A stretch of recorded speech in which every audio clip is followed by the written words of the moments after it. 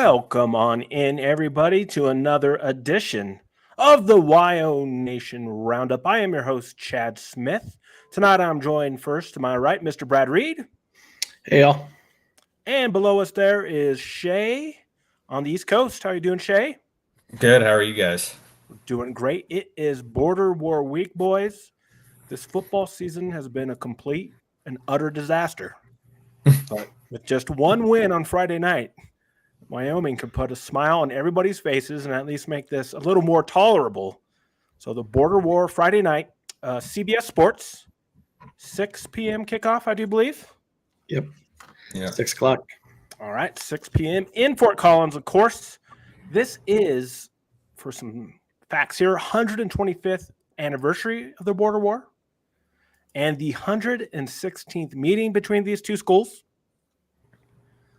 All-time CSU leads 59, 51, and 5, but in the recent history, Wyoming is pretty comfortably ahead. If you look at the consecutive games played, boys, we've played every year since 1946. Wyoming leads that time span 46 to 32. And then when you take in consideration the Bronze Boot, which we all play for, of course, that started in 1968, and Wyoming leads that series 31 to 25. So it tells you that CSU kind of dominated the early days when we could probably all agree that that game resembles nothing to what they're playing now. Well, and Cowboys have taken the last 7 of 8, so. Yes, and under Craig Bowl, right, 7 of 10 under the leadership of Craig Bowl. And now Jay Sauvel will be the head coach for the first time in the Border War. And if you listen to his press conference Monday, he says, being from Ohio, that he understands rivalries. And he's been on staff, of course. So we'll see if he can get the boys ready to play and focused because, right, there's no excuse otherwise. Nope. And, with the number of Colorado kids that Wyoming typically has on the roster, it is probably somewhat gratifying for those guys that, maybe grew up watching the Border War, but maybe from the south side of the border than, being in Wyoming now and probably get a little bit of satisfaction out of sticking it to their home state, as it were. You got Clay Danke. You got a CSU transfer on the roster, too. That's right. And he spoke this week a little bit about how he was underused at CSU, and he's looking forward to playing against them and hopefully inflicting harm and pain. That'd be cool. We could go for that. All right, Brad, I know I just kind of gave like the big numbers about this border war, but I know on WyoNation.com we have a great page that talks about the history of the border war. Any other tidbits you want to draw from there? Yeah, I mean, I think this is one of the longer running rivalries this side of the Mississippi, I believe. Yes. Yes, the longest continuous, and we'll get the ROTC kids running up the hill. Friday, I think it's Friday morning they're doing that, right? Yeah, I don't know when it starts. I know CSU put out something on Twitter today. CSU put out the time frame for when they're going to meet at the border with the football, which is always a great tradition. The two ROTC sides do that, correct? Yep. And if you don't know your history, the Bronze Boot was worn by a Sheep alum in Vietnam, and they took his boot and bronzed it. And I think they just redid, what was it, like 2 years ago? They redid the base and the bronzing on the boot. Correct. Because it started to fall apart a little bit. So they restored the boot and got it looking in tip-top shape again. Yeah, it's a great tradition. Great game. Maybe next week or this weekend. Yeah. I'm glad it's a Friday night game, too. It's kind of nice. So if we got to be sad all weekend, I don't have to worry about it. Yeah, that's right. So, again, Friday night, national scene. There are a lot of Friday night games now these days, but should get a good television audience. Wyoming, CSU. There's a reason they keep playing this game on Fridays because CBS Sports gets pretty decent ratings. And I think Canvas is almost sold out, too. CSU fans might actually show up for more than a half. We'll see. Maybe. Yeah, I saw the other day that there was very, very few tickets available for the game. So I guess if you're planning on going, you better get them while you can. And then, of course, our own Brian Stevens will be there on the scene. So he should have a good report for us next week about seeing the game in person. Mm-hmm. And I'll be here Friday night for a post-game show. So that should be, we'll see, should be entertaining in some form or another. We'll see how depressed or happy we are. Yeah, I mean, we've only got two of these games left in theory, this year and next, and then who knows? Exactly. Who knows when it'll get played again. Yep, I was going to dig into that. I didn't have time to see like Berman said 2031 would be like the earliest right now. Yeah. Oh man, he did say that, but there's ways they can flip that around if we want to. I mean, I think we'd be motivated, but I'm going to tell you right now, and I'll say this again for people who didn't hear me say this when all this alignment stuff broke out with CSU going to the Pac whatever. They're about the most arrogant school and fan base on earth. And that's not just me as a Wyoming fan. I think most people know that. And so I don't know if I believe them and they say they want to play this game. If they do, they'll move games around and we'll get this done. But I don't think we'll play for a while because they're going to say, why should we play lowly Wyoming? I don't know, man. They're in a conference that's not even a full conference. So why would we want to play the lowly sheep? Yeah, there we go. It's a good question. Probably with the same media buyout as they were going to have anyway. Yeah. So I was going to look at their schedule and see what they might be able to move around. And then the other thing that makes me say that is they already, if you know their history between CU and CSU, they have a hard time scheduling that game historically. And I don't think there's any chance in heck they're going to have Wyoming and CU on their schedule every year. They're not going to do that. Yeah, they, a lot of those games until kind of recently were always played like neutral site too. In Denver. God, that's just so stupid. Yeah, and they got out of that, so they're back on college campuses. But yeah, that's what I was going to see too, is how they mash that up because they're going to want to play, if they're playing CU non-conference and Wyoming, they're going to want to play one of those at home and one on the road, I'm sure. And that might make things really difficult to get that fit schedule-wise. So just looking at their future schedule, 2028 is the first year they don't have 4 out-of-conference games scheduled. Okay. But they don't have Colorado on the schedule yet that year. There we go. Mm-hmm. So 2029, they still got some openings. 2030, they got some openings. 2033, they do.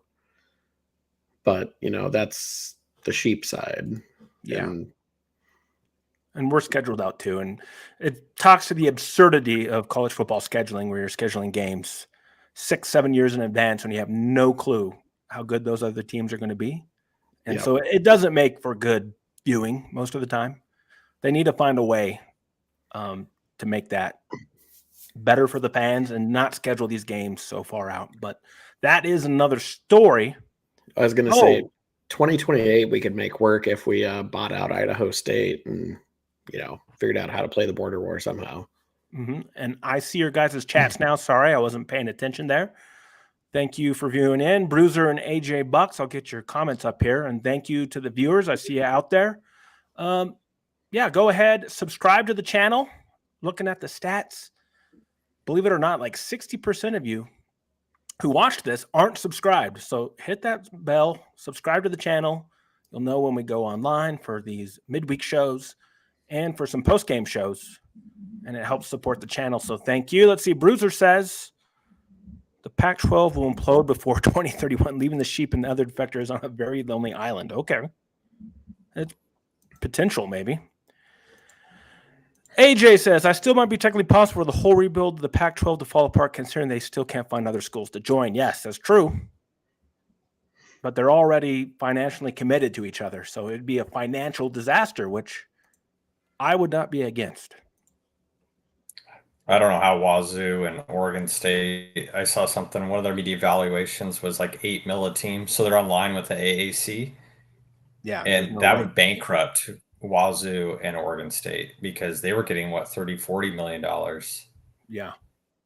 And Washington State's already can't balance the checkbook. So I'm not sure what will happen if they lose $20 million in their budget. Yeah, and heavy debt. But that's enough of that. Let's turn focus to this game. I'm going to throw up some stats here, boys. This is from Wyoming's game notes.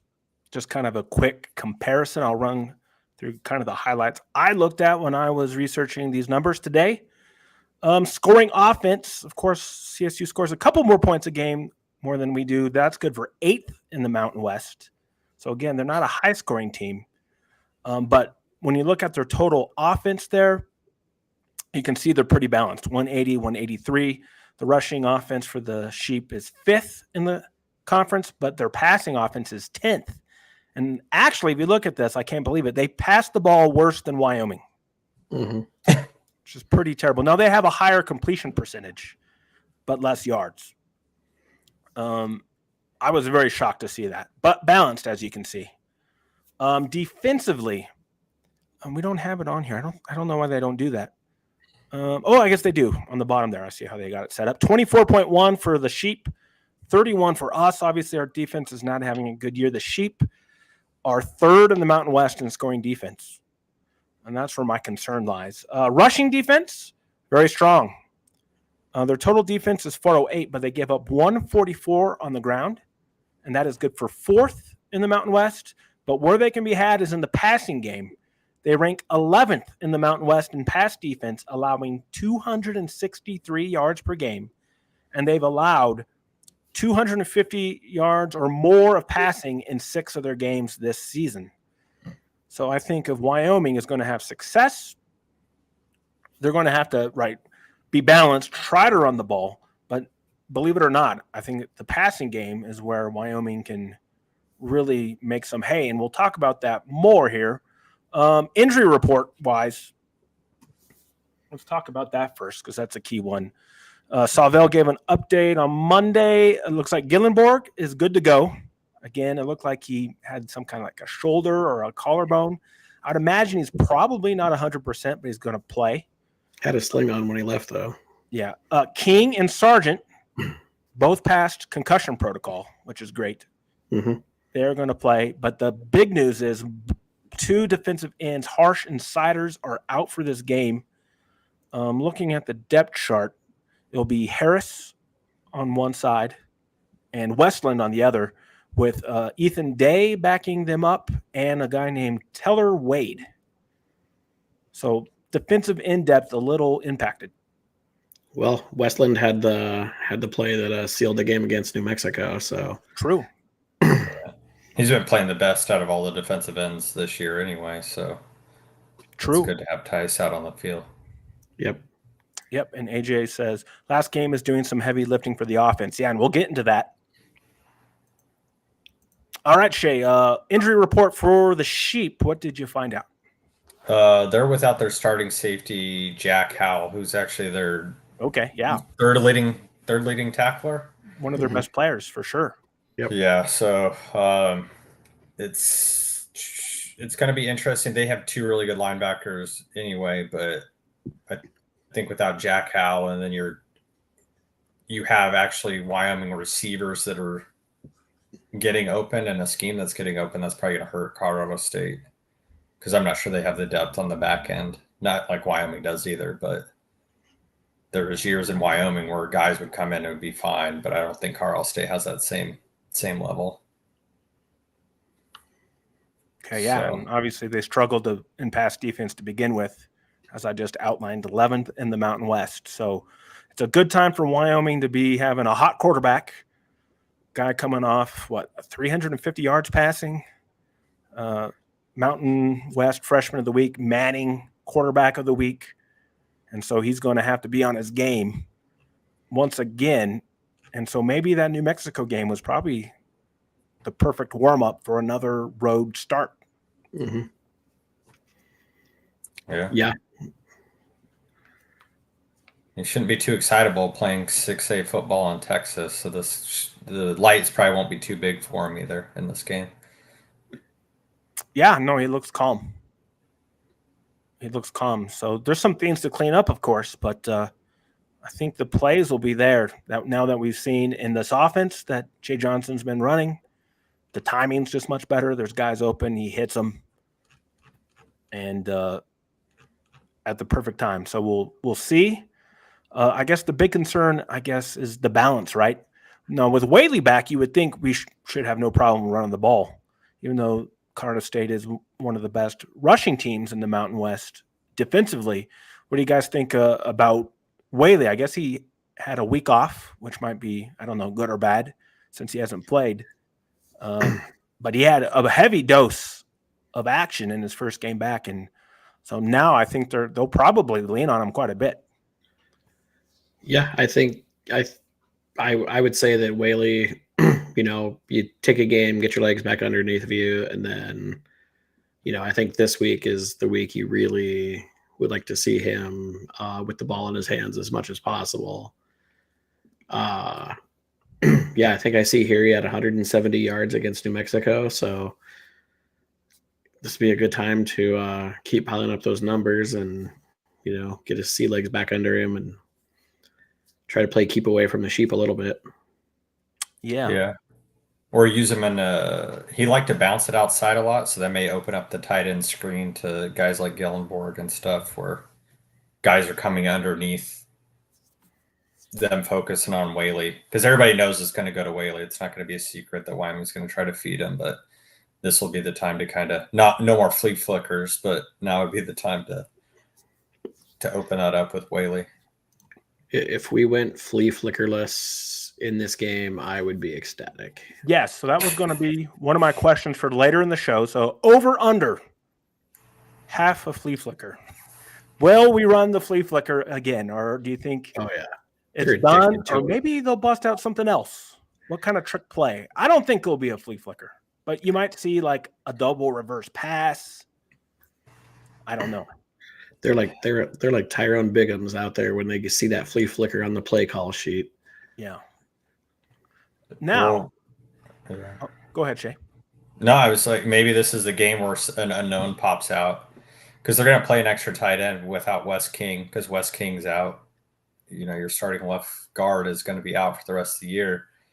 Maybe I think Vegan's best game was that 2016 Boise State game where Hollister exploded, and maybe this could be the time where a guy like Justin Erb or Nanke explode on the scene in the first half, and it causes Colorado State to loosen up and lets Whaley fly down the field. So, and I will speculate. I think this is, especially with the bye week, this is if you're going to use Svoboda.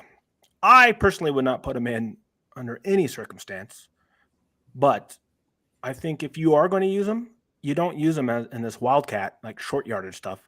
I say you put him back there in the backfield with Anderson, and that's where all these crazy trick plays can go. You can do a thing where you hand it off to Svoboda, everybody dives on him, and he tosses it outside to the quarterback, who then a double pass type of play. And that's, if I was to guess, I think we'll see a double pass.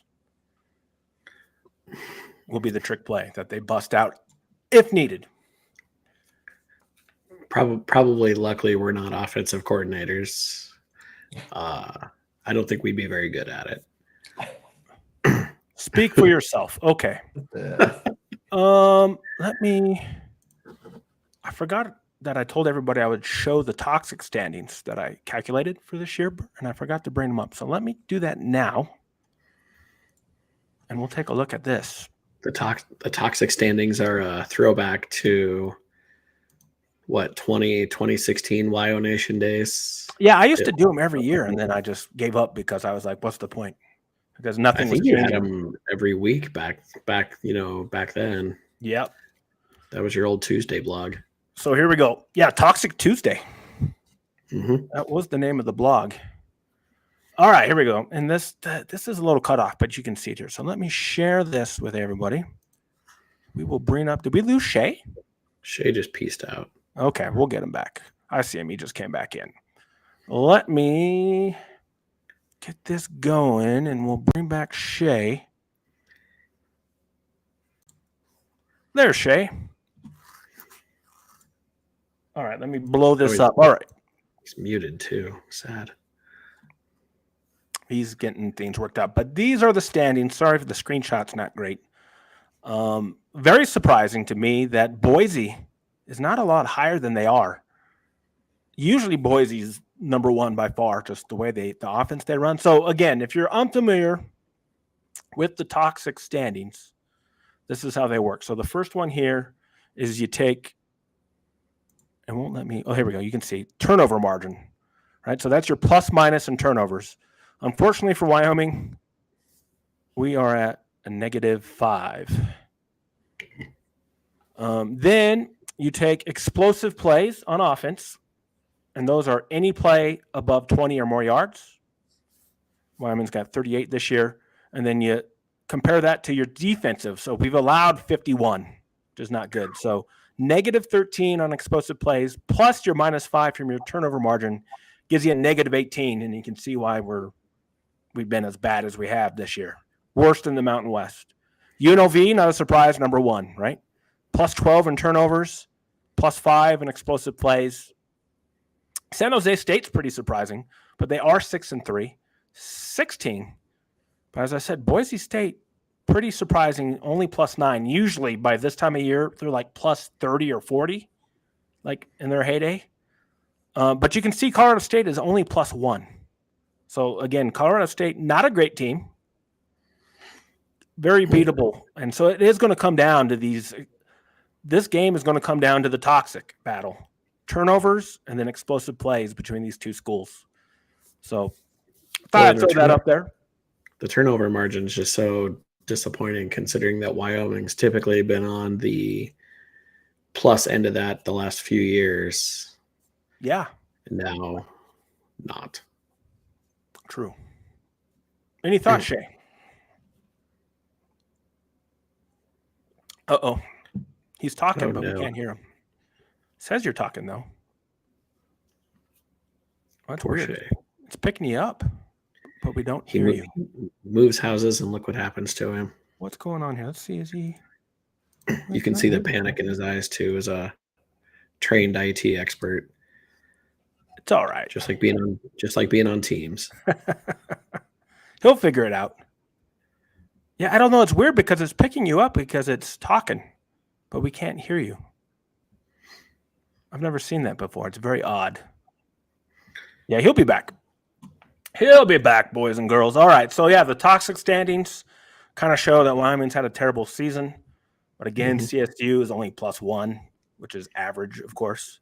And so I really like those toxic standings, and that's why I decided to just do the calculation just to see where we're at for this year.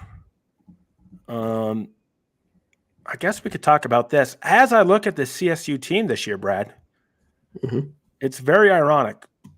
They seem like a very kind of like, not completely, but in the mold of a Craig Bowl Wyoming team where they're running the ball and playing good defense. And that's how they're winning games. Yeah. And, and I think Jay Norville has done a decent job trying to rebuild that team. I mean, what was it, Steve Adazio left that team? I mean, Jesus Christ, that team was a shit show. They were so bad, and they had they had nothing in the cupboards. Yeah. And so he's had to do, a complete rebuild there. And yeah, so he's done it okay. And, their quarterback, Nicolosi, he's fine in the games I've seen him play. Yeah, his numbers aren't great if you look at him. As we said, Wyoming has more passing yards than CSU this season, which is crazy considering we played a quarterback who can't throw for 3/4 of our schedule. I think he had a better freshman year than, I think he was a little bit better through his freshman year than he is now, but yeah, maybe a little bit of sophomore slump.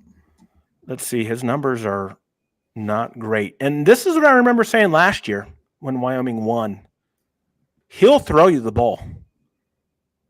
And when he throws you the ball, you better catch it. I remember saying that last year, and we won the game because guess what? It was in the fourth quarter, right? He threw us the ball. That's 16 interceptions last year. Yeah, he's got 5 this year. 7 touchdowns and 5 interceptions. So he's improved on that quite a bit because he had, double digits last year. But he will still throw you the ball. Yeah, and he's a little bit worse at his completion percentage this year too. So maybe regressing a little bit, or maybe just the focus of the Sheep offense. Well, and he lost Torrey Horton too. Yes. Torrey Horton's been out for 3-4 weeks now, something like that. And they He's had done for a the season, tight obviously. end, right, who got drafted last year too, Oh yeah, no, was it last year or 2 years ago? 2 years ago? Did he not play with Was us? it Volker? The Volker kid, I think. Yeah, Volker played last year. Oh, I was thinking of the Sheep tight end before that plays for the Cardinals. Volker is the good. Yeah. Yep, and Shea is back. Thank you, Shea. Good job, just in time to drop that Volker. Yep, that was the guy.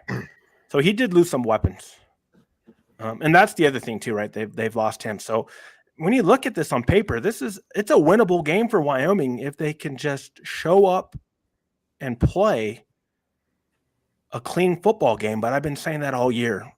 And I don't think we're capable of doing that under this coaching staff because either A, they're incapable of doing it, or B, they don't care. I'm not really sure at this point in time. Yeah, Wyoming's defense has looked like ass all year. Yes, and the defense scares me as well. Very big time.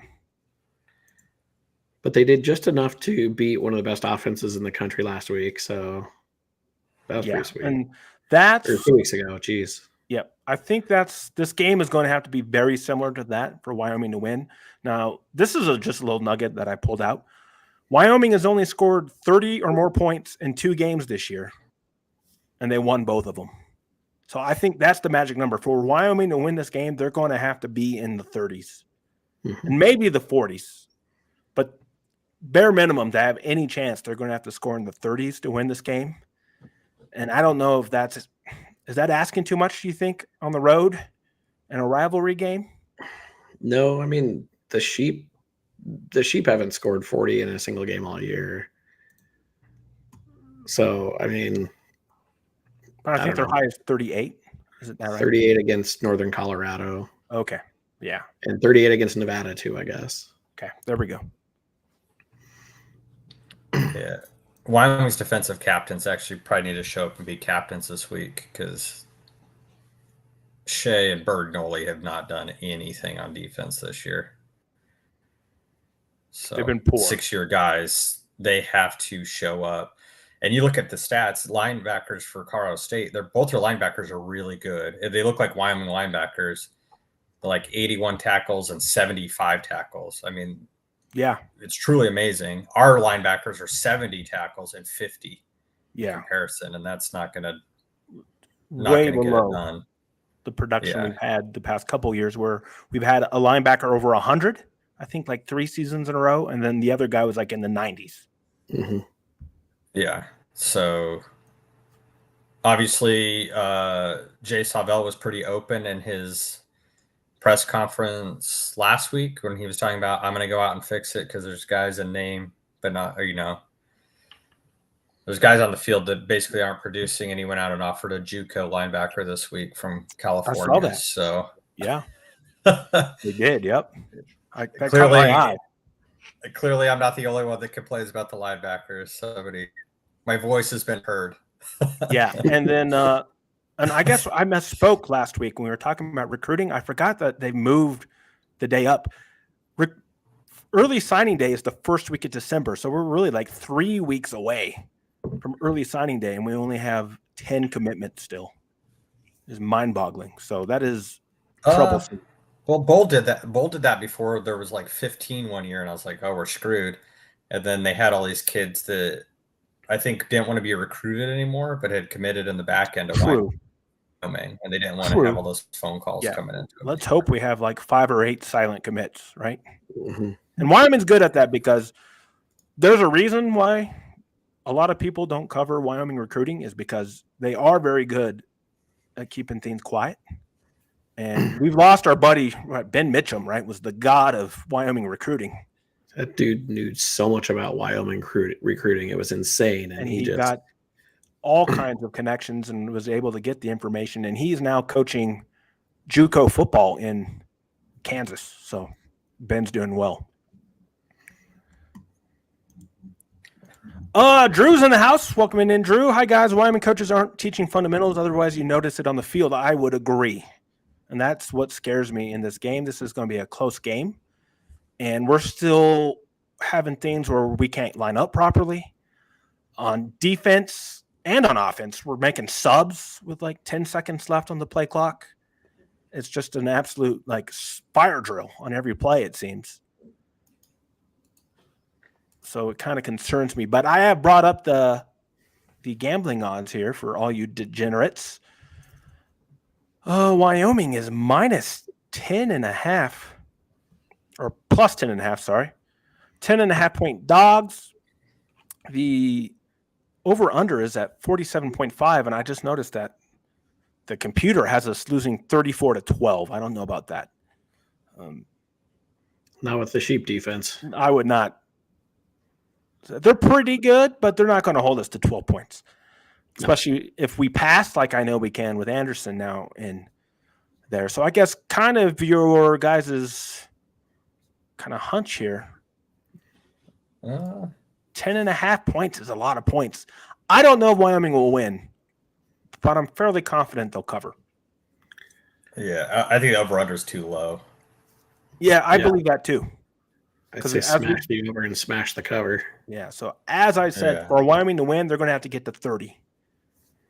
And CSU is going to be in at least in the upper 20s because our defense is terrible. So, yeah, I think Wyoming, if you want to bet this sucker, Wyoming in the points with an over, could be a pretty good bet for you. What do you guys in the chat think? Let us know. Let us know. If you can, sports gamble legally somewhere, that is. Well, you don't have to. I mean, you can. Most states do, Brad, except for your state. My state does, just really half-assed. Yeah. Yeah, so there are the odds there. We will get that off of there. So let's see. Oh, Drew's got another one. As an NFL scout pointing out to the one guys in our group, therefore, 5 games left this season. It must have been about the fundamentals. I think he was finishing his comment there. Oh, here we go. AJ says something like 34-24 CSU. Sure. And that would still be a cover. 10.5. I like it. I could see that happening. Just don't find your way onto bad beats, or do. I could see that happening. So I think this is going to be a competitive game. But again, Wyoming is going to have to, win the turnover battle. You can't lose it on the road. 2, they're going to have to be balanced, and they will. I'm confident that Whaley will be productive enough. But you're going to have to see Anderson throw the ball with the same type of success that he had against Utah State as well as New Mexico. And he probably should because CSU's pass defense is not great. So I think this is actually a really good matchup for Wyoming, and we're going to have a really entertaining border war, I think. Yeah, it's been a while since there's been like a real blowout in this series. Like the Sheep had one in 2013 that was a 30-point win, and obviously the Cowboys had the one in 2010 that was a 44-point win. So, a lot of games are, 1 to 2 score games, and I don't see this one getting away from either team here. Whoa, Drew's going in big. 35-17. Okay. Oh, on the road. Go I over would 30 like to to see win the it. defense show up for once and do that. Be a good time to do it. Maybe this will be the game. Maybe, right? Maybe these seniors, Shea, who you're talking about, who've struggled, maybe this is what's going to spark them to play well, right? Their last border war could happen. And to be fair, they did hold New Mexico State scoreless for the entire fourth quarter 2 weeks ago. Yeah. True. Well, so a 1-quarter winning streak we got going on the defense. So 1-quarter shutout. all right. We'll keep it going. That was after giving up whatever ridiculous, like 400 yards of offense in the first half. It was insane. Yeah. Yeah. So, I mean, Wyoming's linebackers got to show up because Utah State's running back was able to. Well, the defensive line's got to show up too. Maybe not the 3-man fronts. Maybe actually get some pressure on the quarterback for once. Wyoming hasn't really sent anything, and if BFN never got offered $500,000 this past offseason, and B, you got to throw stuff at him. If you're going to make him throw it to you, you got to make sure you're living in his back pocket the whole game. Somebody offered that guy $500,000, or allegedly. That was the claim. Him and Torrey. Is that some goofy shit that Jay Norvell said, like in the preseason? Norvell said that, right? Yeah. Nobody offered that guy that much money. Yeah, I don't believe that. Sean, welcome aboard. He says we'll be in this game. I agree. Hopefully, should be. I think it's going to be a shootout. 90s whack, baby. Bring it back. Run it back before we demolish the whole thing. All right. Any last comments or observations before we go around and make our final predictions for this border war? I just want the Wyoming linebackers to show up for a game. There we go. I like it. Yeah. Because I guess it's a question that we've asked, and I don't know if we ever got an answer on why Eller all of a sudden just stopped playing. He just stopped, and then they made a big claim about that Dosh Bauman kid from Nebraska, that he's the next Chad Muma. He was dressed at New Mexico. Mm-hmm. But yeah, at what point you got to start? Maybe just this season's lost, so you got to start looking to the future a little bit here. Yeah, let's see. Drew says, I think Wyoming plays for their seniors. Yeah, I think it could be a factor. It could get these guys who kind of struggled this year to focus and play, knowing that this is their last time to play the Sheep. So we'll see what happens. All right, I'll go first. Prediction time. I usually throw you guys under the bus first, right? And let you make yours, but I'll go first this time. As I said, I think this is going to be it's a competitive game. I think Wyoming's offense will be fine, but I think there's three things why I think Wyoming will not win this game. I think it'll be close, but A is coaching. The game management of Savell is sometimes utterly disastrous, and I don't think that he will be able to, when the moment is big, I think he'll make a mistake that will cost Wyoming points. Two, the defense, I'm not convinced that they can play 4 quarters of football that we've usually seen from Wyoming. I hope I'm wrong. I hope they show up and play like they normally do. If they could hold CSU into like the upper teens or the low 20s, I think Wyoming wins this game by a score or more, potentially. And then third, even though I am his number one fan, I think Red Shoe Man, I don't know, right? He's up to 75%, right? Kind of had a bad start, went 4 for 4 against Utah State in that loss. Did miss a kick last week, so I don't know if we need a field goal to win this game. Man, I don't know, because he's been so up and down. But maybe again, right? Maybe this is another senior who steps up, drills a game-winning kick. I would love to see it. Would love to see it. So I will say that Wyoming will not win this game. They're going to get just short of 30 points. They will lose this one 34-27. But cover, and we'll hit that over. And that is my official prediction. Okay. Who's next? I was just looking at some numbers of the last 7 of the Cowboys wins in this series, and they kind of go in this pattern starting in 2016 where the Cowboys score over 20, then under 20, and over 20 and under 20, and it's gone in that kind of pattern. And last year we scored over 20 points. So if it follows the same pattern as the last 7 wins, Wyoming in theory would score under 20 points. In that same 7-game losing streak for the Sheep, they have averaged 14 points. So I think with that in mind, I'm going to go with a very low scoring game of 17-14. Okay. Oh. A Wyoming win? Yes. Okay. 17-14. I don't. Okay. We should write these down. We know. Somebody Yeah. had to do that. So we can. Yeah, so if we get brutalize people. close to prediction, we can post it. And if we're not, then we don't have to 34-27 post for it. Chad for the sheep. Okay. Brad says 17-14 Wyoming. Okay, I got it. Okay. Mr. Shea, you are last. I want the linebackers to play well so bad because Rook Brown got absolutely demolished for 3 quarters last week. And then he comes out and he's like, all right, well, I'm going to wake up the 4th quarter and just play lights out. I'll just go get the ball myself. Yeah, I'll do this on my own. I've given up 200 yards receiving at me. I'm going to go in this game. I want the defense to win this game so bad. And so I'll pick the Pokes because I think Caden Anderson and the offense are going to be fine, especially with the weapons they have. So I'll take a Wyoming win, 28-17. All right. I think the Rams are going to come out quick because of the fans.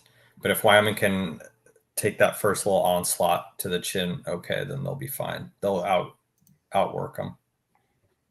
AJ says, I feel like this game is either going to be a shootout that Wyoming wins or we get destroyed. Okay. Drew says, remember the Pokes have to play really well for my prediction. Saville needs to stay out of the way. I think that might be your problem. Ooh. Well, so there we go. Coaches need to stay out of the way too with their substitutions. Yeah. There we go. Border War preview. Wyoming is a 10-point dog, but statistically, right, CSU isn't that much better, and it's really coaching, right? If Wyoming had a better coach, we have at least 2 or 3 more wins this season. And that's the way I view it. So we'll see. Hopefully he can learn and make the right decisions and manage the game properly in this border war. But yeah, it's going to be a sold-out crowd. Sounds like it's going to be on national TV. It's going to be a good time. So we will see what happens. We will have the coverage for you on WyoNation through our Twitter channels. And then I'll be here, and we'll see if someone joins me, perhaps, for the post game on Friday night. So any final comments, boys? No. On Saturday, got Jory Volk in a wrestling competition. He's getting paid for, so good for Jory. So there we go. Nice. Basketball tomorrow night. That's right. Basketball, Texas Tech. Correct. Hope Linder takes a basketball to the face tomorrow. Yep. That's ESPN Plus tomorrow night. So yeah, we'll have a lot to talk about. Next week on the show, we'll talk about the border war. We'll talk about basketball. And the wrestling, of course. So it will be good. So we thank all of you for joining us tonight. Enjoy your week here and gear up for Friday for the border war. And of course, as I said, we'll have a post-game show. So everybody take care. And until Friday night, we'll see you then. Have a good night. Adios.